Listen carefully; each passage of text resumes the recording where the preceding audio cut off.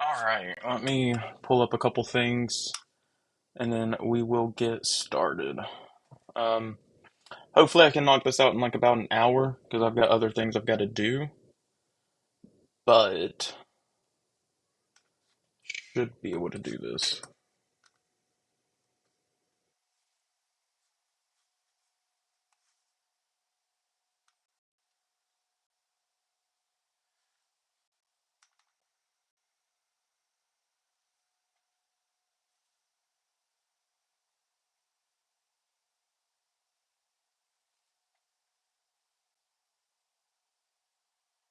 Sick. Nice.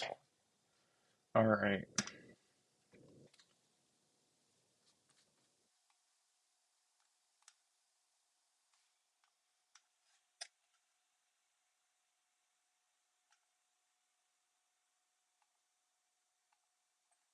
Okay.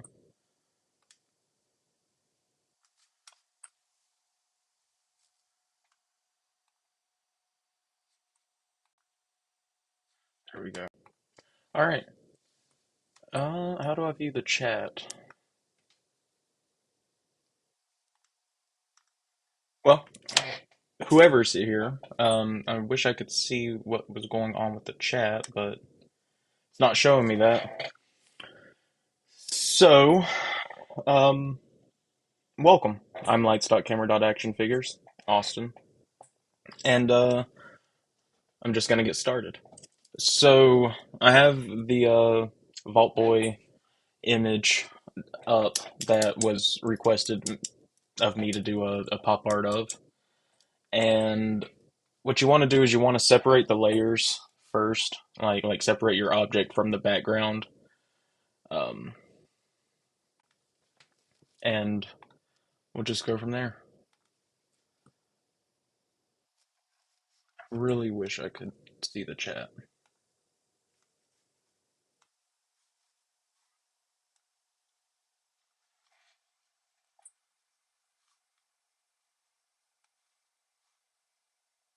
Okay, it doesn't matter.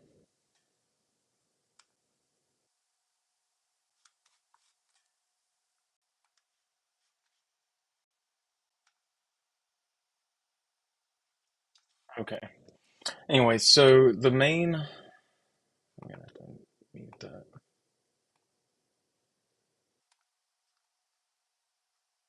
Maybe there is no chat.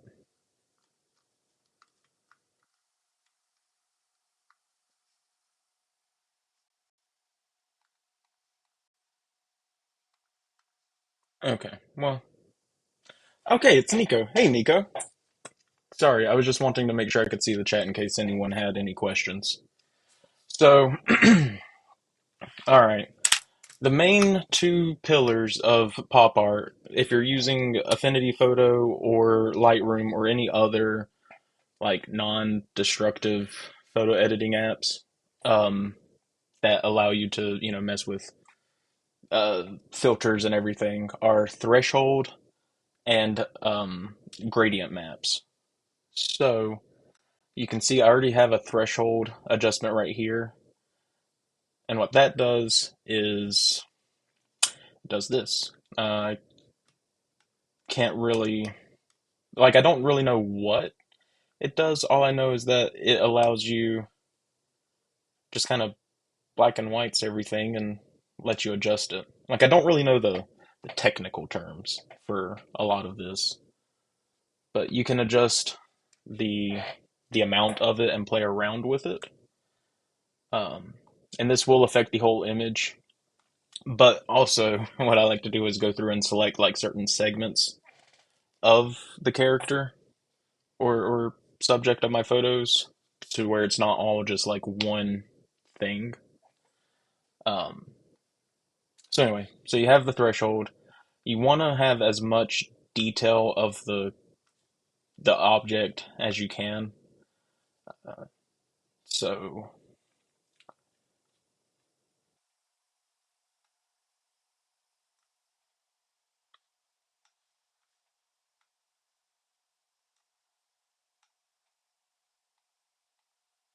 All right.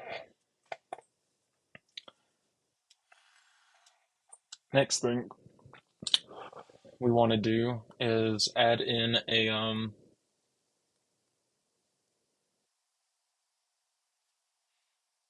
you want to add in a what's the word?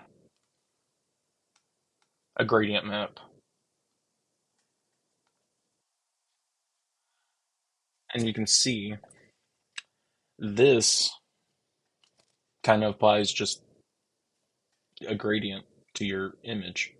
You can adjust the slider a little bit. You've got two, excuse me, you've got 2 points that you can mess with. I like to reverse them. All right.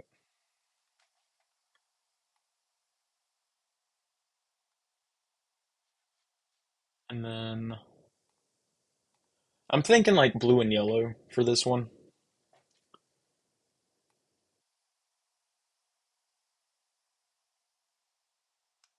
to kind of evoke the look of the Vault Boy. And from the naked eye, could be a little lighter. Maybe something like that. And then,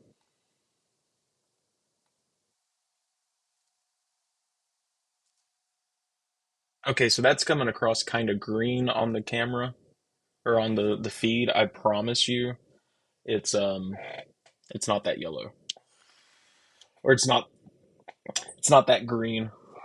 It's more yellow, or maybe it's just the color temperature of my monitor, my second monitor. But I'm vibing with that. So I will go in and select the hands and stuff, but this is more of like an overview. Oh, and if you have any questions, please let me know. Um, but I do like to do a half tone. There it is.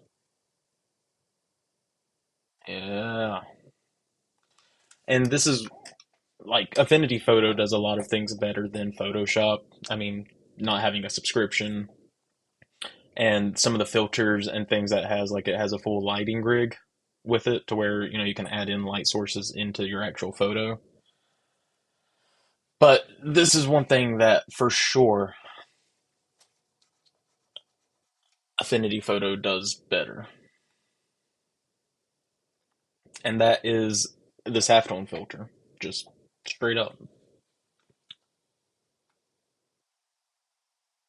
So I like to adjust the cell size, and this just kind of gives it that comic book look.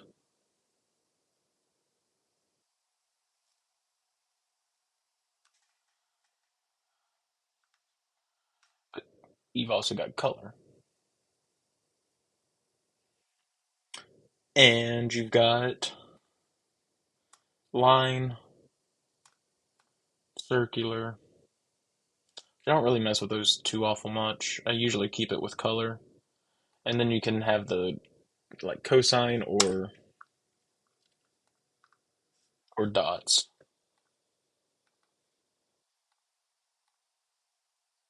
So round kind of messes with the color, and it's got to be a very special use case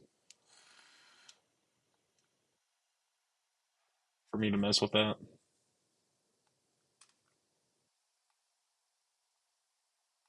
No, it's not doing anything. And this is actually my first time editing, because I just upgraded to Affinity Photo 2 because I was using 1, but this is my first time using the desktop version because I just have been using my iPad version for all my photos.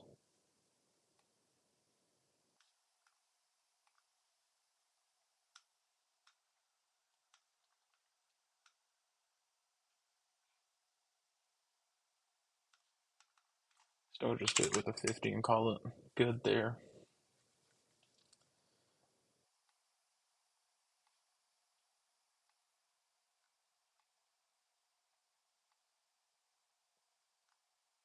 And of course, you can always go in with the blend options.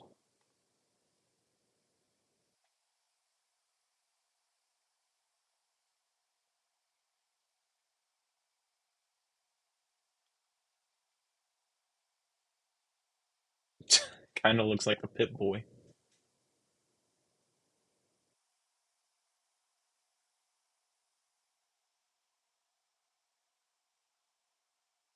You know what? I actually kind of like the luminosity. Kind of gives that more subdued look. Yeah.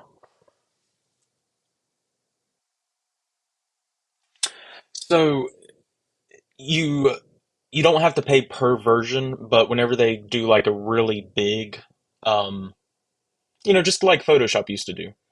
How's it going, Vico? Just editing a little bit, my man. Um, but no, like with the big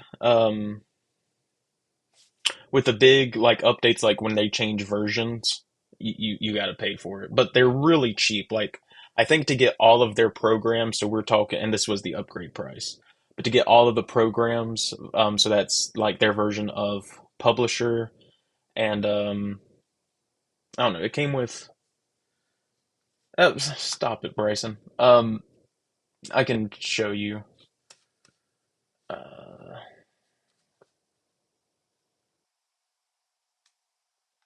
here. Okay, so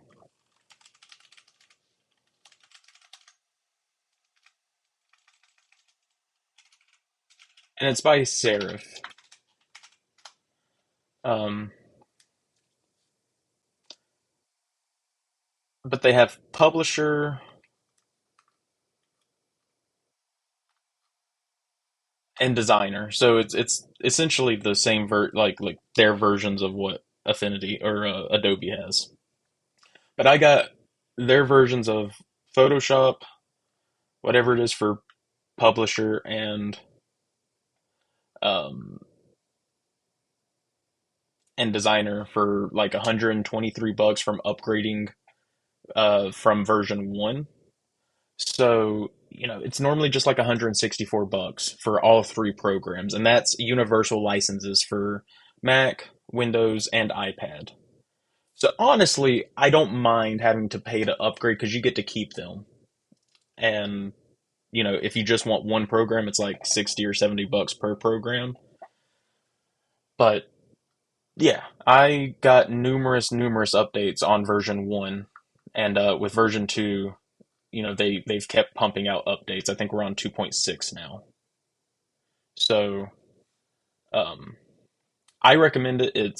They're great programs. They've got really good AI features, not like the AI generative stuff, but like using AI to select your objects and you know, numerous things. Oh, and you can utilize like the macros and like fonts and um, textures and stuff from Photoshop. So there's some compatibility there. Okay, what was I doing? Sorry, I got sidetracked. I want more people to use Affinity Photo because it kicks Adobe's butt.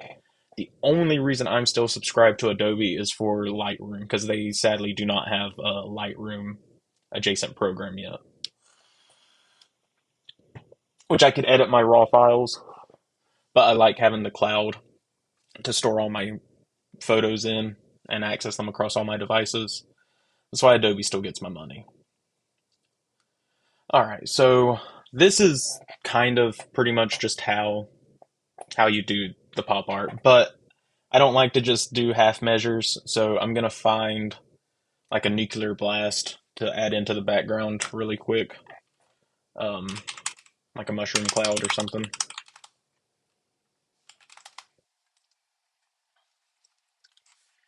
And let me add in a new scene so that y'all can see what I'm looking at.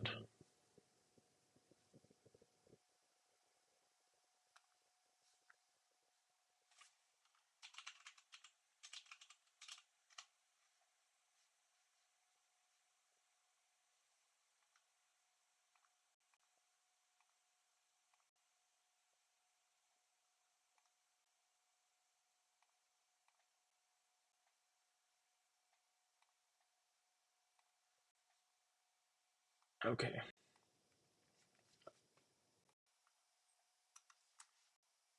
All right. So want to find one that looks really cool for the background that's got like a nice little bit of like shadows and highlights to it. Because clearly, if there was a mushroom cloud this close to this guy, he would already be dead, disintegrated. But we're not going for realism, we're going for art.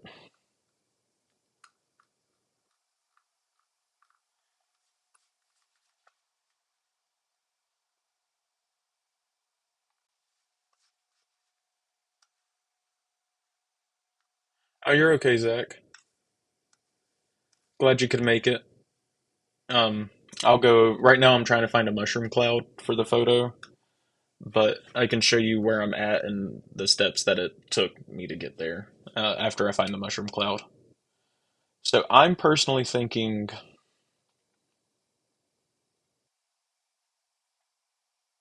well, that's from Twisted Metal from the PS3. That's exactly what that's from, because that's Sweet Tooth's head. So that's not actually a mushroom cloud. PNG key is stealing. But I don't know. Which one are y'all feeling? Maybe this one? It's a little too old. Ooh, maybe. Hmm, maybe this one. We'll see. If I've got to pay for it, it ain't happening.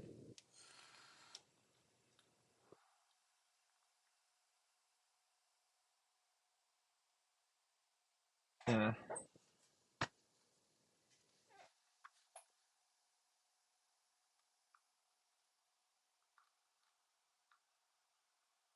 that could be cool.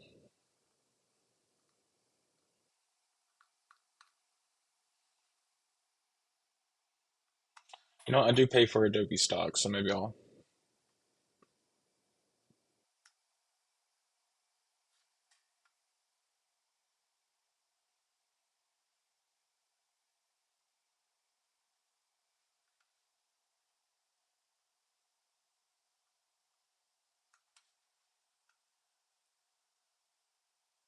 Sheesh.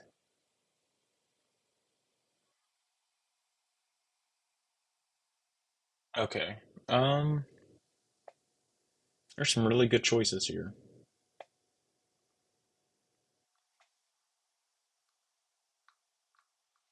I'm kind of feeling this one. I'll see what I can do with it.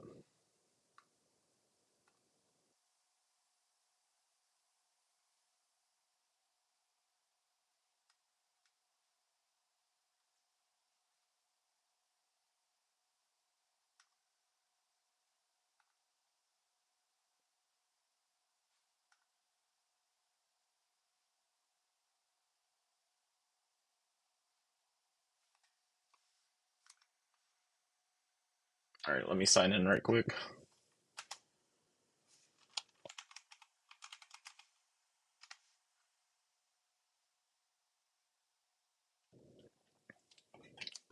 This is what the image looks like so far.